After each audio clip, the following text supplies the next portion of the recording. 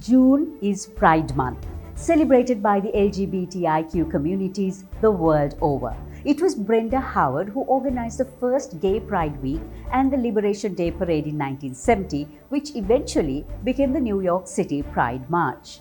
And this rainbow flag, well, it was designed by Gilbert Baker on the instructions of his friend, politician Harvey Milk. In Sri Lanka, Equal Ground, which was founded in 2004, is all about seeking economic, social, cultural, civil and political rights for the LGBTIQ community in Sri Lanka. Due to various social and economic restraints, including stigma and discrimination, which leads to vulnerability, to social and economic exclusion, Equal Ground decided to work on something tangible, to map the identities of the community in Sri Lanka this year.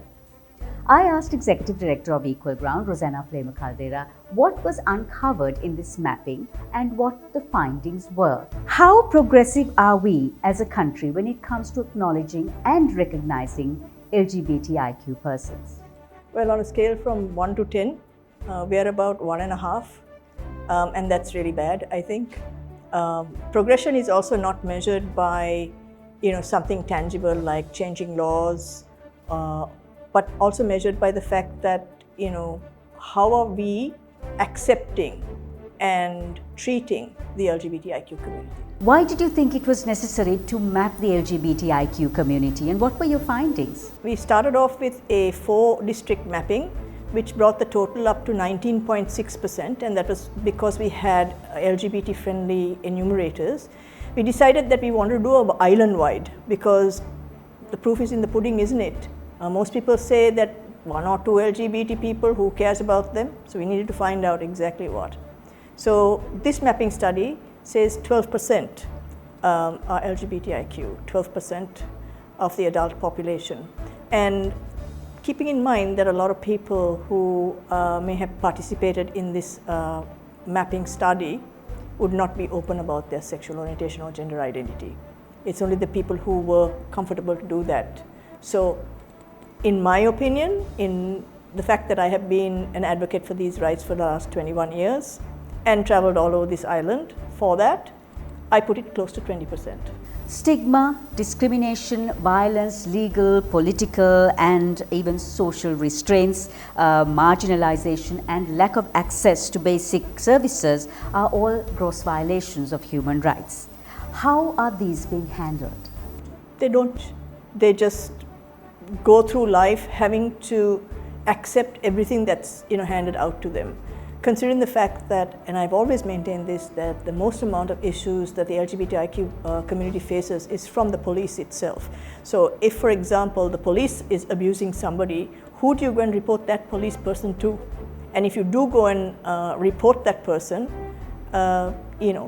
next thing you know, you've got the whole entire station hassling you, and a lot of them are also not out, and their parents may not know of their sexual orientation or gender identity or expression.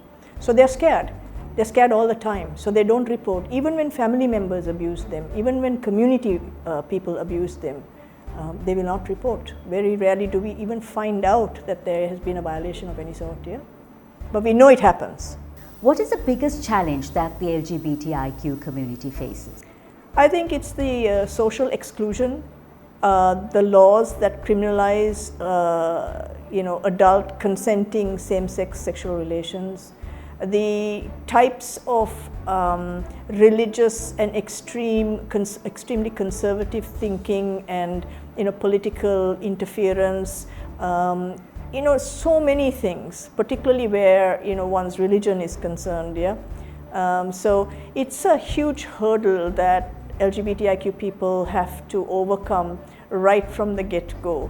And it's not something that one day you wake up and say, oh, I think I'll be gay today. It's not like that. You're born that way. Some people don't realize how they feel or what they feel until quite later on. Most people try to hide how they feel or put it aside and say, no, that's not the way I should be feeling. I should be having heterosexual feelings, not homosexual feelings. So you just try really hard to assimilate into the heterosexual, heteronormative world but you just can't, you know. So you end up hating yourself, you end up self-harming, you end up having, you know, mental health issues, all of that. How do you see Sri Lanka moving forward, Rosanna? I think the only way we can move forward is as a society to realize that marginalizing anybody, regardless of the reasons why, is simply not on. It simply isn't the way forward at all. I think that, you know, Sri Lanka has always had this amazing diversity. We've had all the religions, all the languages, all the, you know, many different types of people, and we embrace that diversity, and we love the fact that our country is so diverse and so amazing. I think we really need to, as a society, be a little bit more mindful and be a little bit more responsible in the way we behave. Yeah?